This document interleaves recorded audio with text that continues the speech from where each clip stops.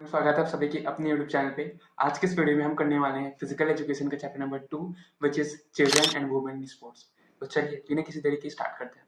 देखो, इस चैप्टर में टोटल 5 टॉपिक हैं और हम पांचों टॉपिक को एकदम डिटेल में घुस के कवर करने वाले हैं। तो चलिए हमारे इस चैप्टर के पहले टॉपिक पे चलते हैं, जो है exercise guidelines of WHO for different age groups.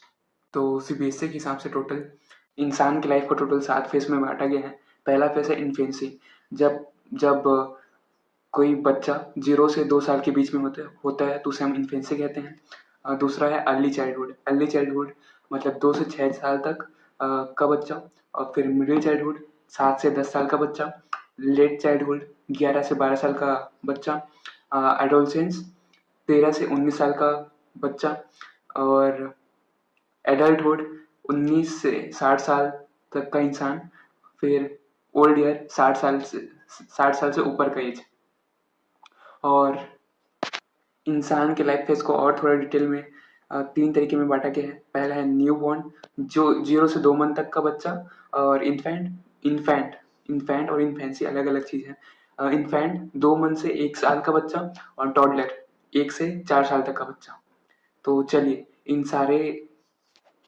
सारे लाइफ स्टेजेस को एक एक करके देखते हैं। देखो, 0 से 2 साल के बच्चे बहुत ही नाजुक होते हैं, इसलिए इन्हें हेवी वर्कआउट मतलब ज़्यादा एक्सरसाइज नहीं कराते हैं। सिंपल एक्सरसाइज कराते हैं जिनसे उनका हेड मूवमेंट, सिटिंग और क्रॉलिंग इंप्रूव हो सके, जैसे कि throwing a ball, catching a ball, kicking a ball वगैरह वगैरह। अब हम चलते हैं दूसरे लाइफ फेज पे। दूसरा है अर्ली चाइल्डहुड, 3 से 6 साल तक का बच्चा। और इनके लिए ऐसे एक्सरसाइज दिए जाते हैं जिनसे इनके मोटर स्किल डेवलप हो सके। ये इनके और इन्हें स्पोर्ट्स में पार्टिसिपेट करने के लिए ज़्यादा जोर दिया जाता है, ना कि कॉम्पिटिशन पे। और अब हम चलते हैं तीसरे लाइफ फेज पे। तीसरा लाइफ स्टेज है मिडिल चाइल्डहुड, 7 से 10 साल के बच्चे। इनके लिए इन बच्चों के लिए ऐसी एक्सरसाइज कराए जाते हैं जिनसे इनका coordination plus motor skill develop हो सके। और इसी स्टेज में नए नए स्पोर्ट्स को इनकी लाइफ में इंट्रोड्यूस करते हैं। अब हम चलते हैं अगले में। अगला है लेटर चाइल्डहुड, मतलब 11 से 12 साल के बच्चे। इन बच्चों को ऐसे एक्सरसाइज कराए जाते हैं जिनसे इनका बॉडी कंट्रोल, स्ट्रेंथ और कोऑर्डिनेशन इम्प्रूव हो सके। और इंड्योरेंस रिलेटेड एक्सरसाइज इनसे नहीं कराए जाते। और इसी फेज में बच्चों को टीम में खिलाया जाता है ताकि उनका सोशल कॉन्शियसनेस बढ़ सके। और उन्हें बेसिक रूल्स, स्पोर्ट्स के बेसिक रूल्स सिखाए, जैसे जैसे कि फेयर प्ले, सिंपल स्ट्रेटजीज और ईमानदारी। अब हम चलते हैं अगले पे। अगला है एडोलसेंस, मतलब 13 से 18 साल तक के बच्चे। इसी फेज में तुम्हारा भाई भी है। यहाँ से स्टार्ट होता है मॉडरेट इंटेंसिटी वाला वर्कआउट। कम से कम 60 मिनट हर दिन हर दिन की exercise plus muscle strengthening, bone strengthening exercise, ये जैसे कि रनिंग, स्विमिंग एक्सेट्रा। अब हम चलते हैं अगले लाइफ स्टेज पे। अगला लाइफ स्टेज है एडल्टहुड, मतलब 19 से 60 साल तक का फेस। यहाँ पे मॉडरेट इंटेंसिटी वाला वर्कआउट कराए जाते हैं क्योंकि इस स्टेज से इंसान बूढ़ा होने लगता है, मतलब जवान ही रहता है। मसल स्ट्रेंथनिंग एक्सरसाइज कम से कम 2 बार हफ्ते में। और bond strengthening exercise same adolescence वाले एक्सरसाइज की तरह इसमें भी सेम है, जैसे कि रनिंग, स्विमिंग एक्सेट्रा, ताकि स्टेमिना बढ़ सके अंदर का। फिर ओल्ड एज जैसे कि 60 साल और उनसे ऊपर का एज। इस एज के इंसानों को ज़्यादा एक्सरसाइज नहीं कराए जाते। कम से कम 10-15 मिनट की एक्सरसाइज, जैसे कि वॉकिंग, क्लाइंबिंग, रनिंग, थोड़ा थोड़ा एक्सेट्रा। अब हम चलते हैं चैप्टर के दूसरे टॉपिक पे। दूसरा टॉपिक है common postural deformities and their corrective measures. सबसे पहले इसका मतलब देख लेते हैं। देखो, कॉमन पोस्टुरल डिफॉर्मिटीज मतलब हमारा जो पोस्चर है ना, उससे रिलेटेड कोई दिक्कत। चलिए सबको एक एक करके देखते हैं। इसमें टोटल 7 दिए हुए हैं, हम एक एक करके सबको देखेंगे। पहला है नौकनी। नौकनी को गेनोविगम बलगम नाम से भी जाना जाता है। और जब हमारा घुटना पास पास जुड़ जाए तो ये नौकनी होता है। जैसा कि इस फोटो में दिया दिया गया है। और जब ऐसा होता है, घुटना आसपास जुड़ जाता है, तो नॉक नॉक करता है, इसलिए इसे नॉकनी कहा जाता है। और नॉर्मली यहाँ पे 3 से 4 इंच का गैप होता है, और जब नॉकनी होता है तो ये गैप हट जाता है। नॉकनी के टोटल 4 कॉजेज हैं। पहला कॉज है वीकनेस ऑफ मसल और लिगामेंट्स। दूसरा कॉज है ओवरवेट ऑफ बॉडी। तीसरा लैक ऑफ बैलेंस डाइट। चौथा लैक ऑफ विटामिन डी। और इसका इसका सही करने के कुछ तरीके हैं, आइए देखते हैं। पहले सही तक करने का तरीका है, आप हॉर्स राइडिंग कर सकते हैं, या फिर तकिए को अपने घुटनों के बीच में रखकर सोएं। इससे आपका नॉक नी का प्रॉब्लम दूर हो सकता है। और कुछ एक्सरसाइज हैं जैसे कि पद्मासना, और दूसरा गोमुखासना। इसका ट्रिक, शॉर्ट ट्रिक ऐसा याद रख सकते हो, पी से पद्मासना, जी से गौमुखासना। अब हम चलते हैं दूसरे डिफॉर्मिटीज पे। दूसरा डिफॉर्मिटी है फ्लैट फुट। फ्लैट फुट को पी प्लानस नाम से भी जाना जाता है। ये हमारे फुट का ऐसी कंडीशन होता है जहाँ पे जो हमारे फुट के बीच में जो आर्क रहता है वो नहीं रहता, जैसे कि इस इमेज में दिया गया है। जैसे इसका नाम से ही है, नाम से पता चल रहा है फ्लैट फुट, मतलब हमारा फुट है वो पूरा फ्लैट हो जाता है। नॉर्मली यहाँ पे एक आर्क रहता है, लेकिन फ्लैट फुट होता है तो एकदम प्लेन हो जाता है। इसके कॉजेज टोटल 4 हैं। पहला है फॉल्टी पोस्चर। दूसरा बहुत लंबे समय तक खड़े रहना। तीसरा एक्सेसिव बॉडी वेट, मतलब बहुत ज़्यादा वेट होना। चौथा लैक ऑफ प्रॉपर एक्सरसाइज। इसको सही करने के कुछ तरीके हैं, आइए देखते हैं। पहला है, आप हील और टो पर वॉक कर सकते हो। दूसरा, आप स्लोपिंग सरफेस पे चल सकते हो। या फिर आप स्कीपिंग रोप वाला एक्सरसाइज कर सकते हो, जिससे आपका फ्लैट फुट है वो ऐसे आर्क आ जाए उसके बीच में।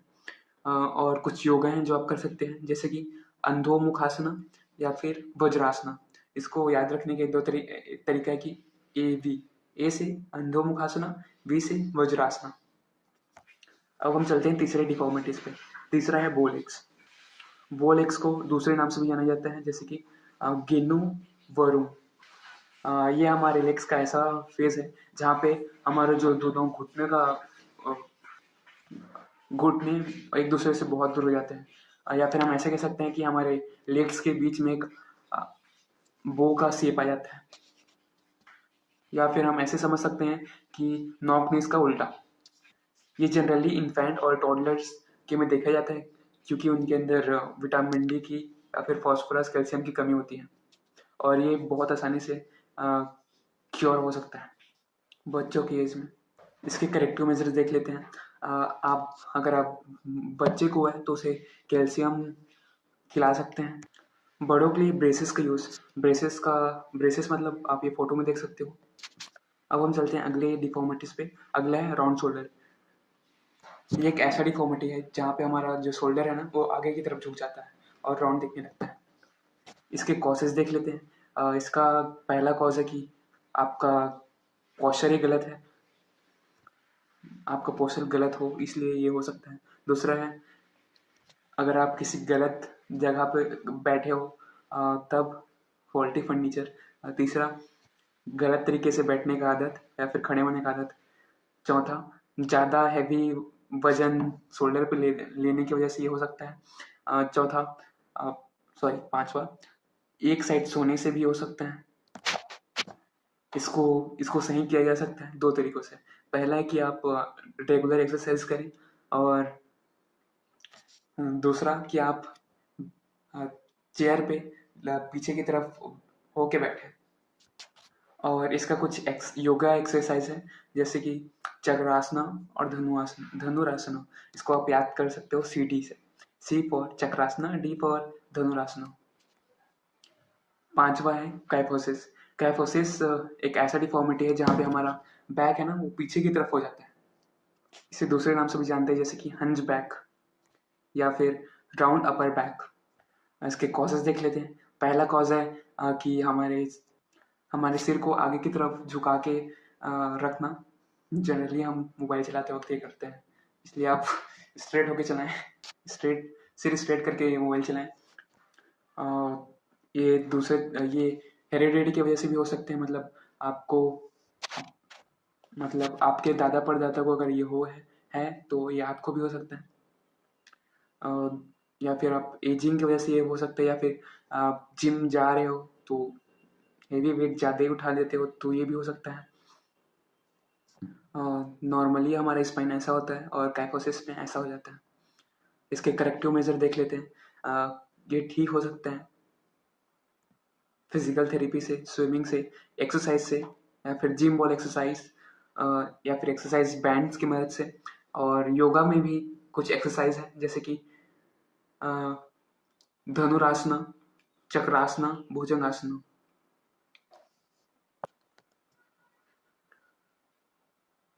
इसको आप DCB नाम से याद रख सकते हो। DCB, D से धनुरासना, C से चक्रासना, B से भुजंगासना। अब हम चलते हैं अगले डिफॉर्मिटीज पे। अगला डिफॉर्मिटीज है लॉर्डोसिस। लॉर्डोसिस इसमें आपका हिप रीजन है ना, वो पीछे की तरफ हो जाता है। इसे हम लुम्बोव कर्व भी कह सकते हैं। इसको ठीक करने के लिए आप कुछ एक्सरसाइज कर सकते हो जैसे कि सिटअप, या फिर sitting against wall, pushing the trunk backward. और कुछ योगा आसन है जैसे कि धनुरासना या फिर हलासना। इसको आप DH नाम से याद रख सकते हो।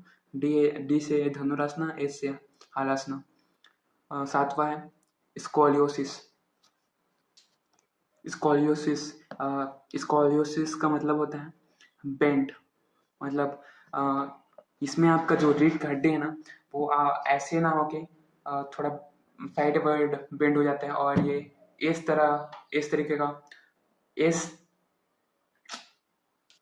इस तरीके से दिखता है। S for what? S for ship. अगर आपको माइल्ड मतलब थोड़े थोड़े सिम्टम है किसी बच्चे को या फिर किसी को, तो वो ब्रेसेस पहन के इसको ठीक कर सकते हैं। ब्रेसेस मतलब ढांचा। सीवियर केस में आपको सर्जरी करवाना पड़ सकता है, या फिर आप हैंगिंग लटकने से ठीक हो सकता है। इसके कुछ योगिक क्रियास हैं जैसे कि त्रिकोण आसना या फिर अंधोमुख आसना। तो इसी के साथ हमारे चैप्टर का दूसरा टॉपिक खत्म होता है। अब हम चलते हैं चैप्टर के दूसरे टॉपिक पे। तीसरा टॉपिक है sports participation of women India. मतलब वुमेन का स्पोर्ट्स में पार्टिसिपेशन भारत में। 1952 में ओलंपिक में पहली भारतीय महिला ने,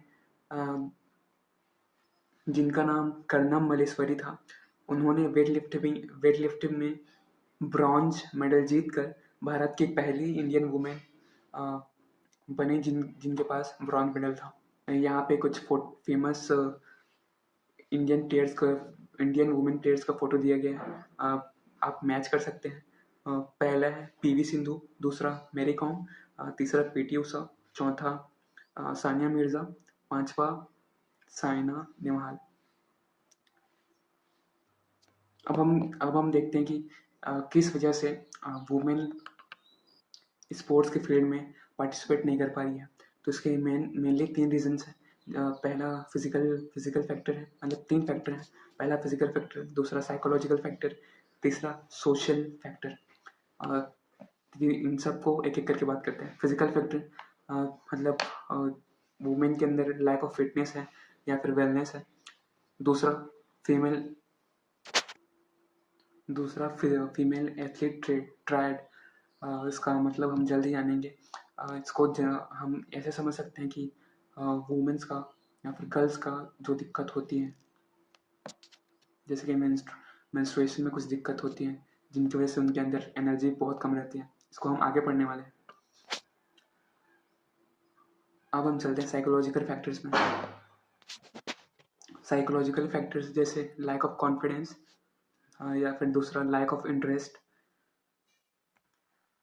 मतलब स्पेक्टेटर्स का फीमेल गेम्स में इंटरेस्ट नहीं रहता, ऐसा ये साइकोलॉजिकल फैक्टर है। तीसरा less number of female coaches. चौथा कि मीडिया का कवरेज उतना मिल नहीं पाता।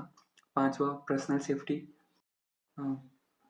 वुमेन छठा की एजुकेशन का कमी। अब हम चलते हैं सोशियोलॉजिकल फैक्टर्स में, जैसे कि लैक ऑफ लेजिस्लेशन, मतलब प्रॉपर रूल्स रेगुलेशन ठीक से नहीं है। दूसरा कि lack of time and of for sports activity, मतलब वुमेंस के पास ज़्यादा स्पोर्ट्स के लिए टाइम नहीं रहता। क्यों? क्योंकि वो घर के काम काज में ही अपना सारा टाइम बिता देते हैं। तीसरा कि मेल डोमिनेटेड कल्चर और स्पोर्ट्स में। और चौथा कि समाज का एटीट्यूड, जिनकी वजह से वुमेन स्पोर्ट्स में पार्टिसिपेट नहीं कर पा रही हैं। चैप्टर का चौथा टॉपिक है स्पेशल कंसिडरेशन। इसमें वुमेन के लिए जो स्पेशल कंसिडरेशन दिए गए हैं उसके बारे में। तो सबसे पहले हम जानते हैं कि प्यूबर्टी क्या होता है। तो इंसान इंसानों का वो फेस जहाँ पे वो सेक्सुअली मैच्योर हो जाते हैं, उसे हम प्यूबर्टी कहते हैं। और फीमेल्स में जब पहली बार मेंस्ट्रुएशन होता है तो उसे हम मेनार्की के नाम से जानते हैं। और जब ह्यूमंस प्यूबर्टी पे पहुंचते हैं तो कुछ चेंजेस होते हैं। आइए देखते हैं। गर्ल्स और बॉयज़ दोनों का हाइट और वेट बढ़ जाता है। गर्ल्स में फैटी और सब क्यूटेनियस टिश्यू डेवलप होते हैं, जबकि बॉयज़ में मसल्स डेवलप होते हैं। गर्ल्स का हिप्स चौड़ा हो जाता है, बॉयज़ का शोल्डर्स कंधे चौड़े हो जाते हैं। हेयर हेयर ग्रो हो जाते हैं हमारे आर्म पिट या फिर प्यूबिक एरिया पे। बॉयज़ के में भी होते हैं, और बॉयज़ के में दाढ़ी भी आती है, मेरी भी आई हुई है। गर्ल्स का वॉइस पतला हो जाता है, जबकि बॉयज़ का वॉइस थोड़ा मर्दों टाइप का हो जाता है। गर्ल्स का ब्रेस्ट डेवलप होता है, और बॉयज़ में पेनिस का साइज बढ़ जाता है। तो ये थे कुछ चेंजेस जो प्यूबर्टी पे होते हैं। अब हम देखते हैं मेंस्ट्रुएशन क्या होता है। तो गर्ल्स के बॉडी का वो फेस जहाँ पे वो इम्प्योर ब्लड अपने इम्प्योर ब्लड यूटेरस से वजाइना के थ्रू ब्लड निकलता है, ब्लड ब्लीड होता है। इसे हम मेंस्ट्रुएशन के नाम से जानते हैं। ये मेनोपॉज तक होता है। मेनोपॉज मतलब फीमेल्स के अंदर वो फेस जब तक कि वो मेंस्ट्रुएशन रोक ना दे। मेनोपॉज जनरली 45 से 50 साल के बीच में होता है, और मेंस्ट्रुएशन प्रेगनेंसी के टाइम पे नहीं होता। मेंस्ट्रुएशन जनरली 3 से 5 दिन तक होता है, और मेनोपॉज के बाद आई थिंक कोई भी फीमेल प्रेग्नेंट नहीं हो सकती है यार, शायद IVF। और स्पेशल कंसिडरेशन के अंदर कुछ चीज़ें उनको देखते हैं। पहला कि मेनार्क, मतलब पहला मेंस्ट्रुएशन गर्ल्स के अंदर। दूसरा है मेंस्ट्रुअल डिसफंक्शन, मतलब देखो मेंस्ट्रुएशन जनरली 21 से 35 दिन के बीच में हर फीमेल्स को होता है। लेकिन जब इस टाइमिंग पे मेंस्ट्रुएशन ना हो तो उसे हम मेंस्ट्रुअल डिसफंक्शन कहते हैं। या फिर जब फीमेल दो तीन महिला 2 से 3 अपना पीरियड मिस कर दी है तो उसे भी मेंस्ट्रुअल डिसफंक्शन में कंसिडर करेंगे। इसका कुछ कॉजेज देख लेते हैं। जनरली ये वेट की वजह से होता है, या फिर स्ट्रेस की वजह से, या फिर डाइटरी डिसऑर्डर, मतलब डाइट सही से नहीं लेना। चौथा डिजीज की वजह से, कोई भी डिजीज हो सकता है। पांचवा सडन चेंज इन एक्सरसाइज या फिर शेड्यूल। पांचवा ट्रैवल करते वक्त, या फिर अदर मेडिकल कॉम्प्लिकेशंस। अब हम चलते हैं इस चैप्टर के 5वें पार्ट पे, ये भी स्पेशल कंसिडरेशन पे ही कंसिडर होता है। देखो, जब फीमेल्स जूडो, बॉक्सिंग, रेसलिंग या फिर फाइटिंग स्किल्स वाले गेम में जाती है तो वहाँ पे उनको बहुत सारा प्रेशर लगता है, और उन्हें बहुत सारी एनर्जी लगती है, जिनकी वजह से फीमेल एथलीट को बहुत ही बैलेंस डाइट लेना पड़ता है और हाई लेवल ऑफ एनर्जी की रिक्वायरमेंट होती है। अगर ये सही से पूरा नहीं होता तो एथलीट की हेल्थ को काफ़ी रिस्क होता है। इसे ही हम फीमेल एथलीट ट्रायड बोलते हैं। द ट्रायड जो ट्रायड शब्द है उसे American college of sports medicine ने 1992 में डिस्कवर किया था। और इन ट्रायड का मतलब 3 कंपोनेंट्स, जैसे कि पहला कंपोनेंट है डिसऑर्डर ईटिंग, दूसरा है एमेनोरिया, तीसरा है ऑस्टियोपोरोसिस। तीनों को फीमेल एथलीट ट्रायड को एक एक करके डिस्कस करते हैं। पहला है ऑस्टियोपोरोसिस। ऑस्टियोपोरोसिस मतलब बोन का वीकनिंग, उनका बोन का डेंसिटी है ना वो कम होने लगता है और कैल्शियम की कमी की वजह से होता है। अब हम चलते हैं दूसरे में amenorrhoea. Amenorrhoea generally menstrual dysfunction का ही पार्ट है। मतलब फीमेल्स को मेंस्ट्रुएशन होता है नहीं, ऐसा कुछ। इसके 2 पार्ट हैं, इसको जल्दी आगे डिस्कस करेंगे। तीसरा है ईटिंग डिसऑर्डर। ईटिंग डिसऑर्डर मतलब गर्ल्स अपने बॉडी वेट को देखते हुए ठीक से खाते पीते नहीं। इसके भी 2 पार्ट्स हैं, इसका आगे डिस्कस करते हैं। पहला एमेनोरिया के 2 पार्ट हैं, प्राइमरी और सेकेंडरी। प्राइमरी मतलब प्यूबर्टी के पहले, प्यूबर्टी आने के बाद मेंस्ट्रुएशन स्टार्ट नहीं होता, तब इसे हम प्राइमरी एमेनोरिया होता है। और जब सेकेंडरी मतलब प्यूबर्टी आने के बाद 3-4 साइकिल या फिर 3-6 महीने तक अगर मेंस्ट्रुएशन ना हो तो उसे हम सेकेंडरी एमेनोरिया कहते हैं, 3 मंथ्स या फिर ज़्यादा। अब हम देखते हैं ईटिंग डिसऑर्डर। ईटिंग डिसऑर्डर में दो पार्ट है। पहला है एनोरेक्सिया नर्वोसा। इसमें जो गर्ल्स या फिर जो मॉडल्स होती हैं वो अपना वेट कंट्रोल करके रखती हैं। वो बहुत ही कम खाती हैं और जब खाती हैं तो उसे उल्टे कर देती हैं, जिनकी वजह से उनका हेल्थ काफ़ी अफेक्ट होता है। और दूसरा है bulimia nervosa. Anorexia nervosa generally thin girls के लिए होता है और बुलिमिया नर्वोसा थिक गर्ल्स के लिए होता है। ये भी ठीक वैसा ही करती हैं। गर्ल्स जब ये करती हैं तो उसे एमेनोरिया या फिर ऑस्टियोपोरोसिस या फिर इनफर्टिलिटी का प्रॉब्लम हो सकता है। या फिर बुलिमिया नर्वोसा में हार्ट फेलियर या फिर डैमेज ऑफ इसोफेगस या फिर टीथ, ये सब हो सकता है। बुलिमिया नर्वोसा में गर्ल्स बहुत ज़्यादा खाती हैं और फिर उल्टे कर देती हैं। अब हम चलते हैं, इसके कुछ क्वेश्चंस देख लेते हैं। Choose the correct one. Screen pause करके ट्राई कीजिए। इसका आंसर है सेकेंड, ए का ई। हाँ, देख लीजिए। विच डेवलपमेंट इज मोटर डेवलपमेंट? इसका आंसर है बोन एंड मसल। कुछ प्रैक्टिस क्वेश्चन देख लेते हैं। What do mean by kyphosis? Right its various causes and corrective measures. इसको हमने अभी पढ़ा है। कुछ प्रीवियस ईयर क्वेश्चन देख लेते हैं। Menarche is related to beginning of menstrual period in women. और यहाँ पे कुछ क्वेश्चंस दिए हुए हैं, आई होप आप कर लीजिएगा। और यहाँ पे कुछ CBSE सैम्पल पेपर क्वेश्चन देखते हैं। If the menstruation cycle does not begin at puberty the condition is called primary amenorrhoea. Kyphosis is also known as hunchback।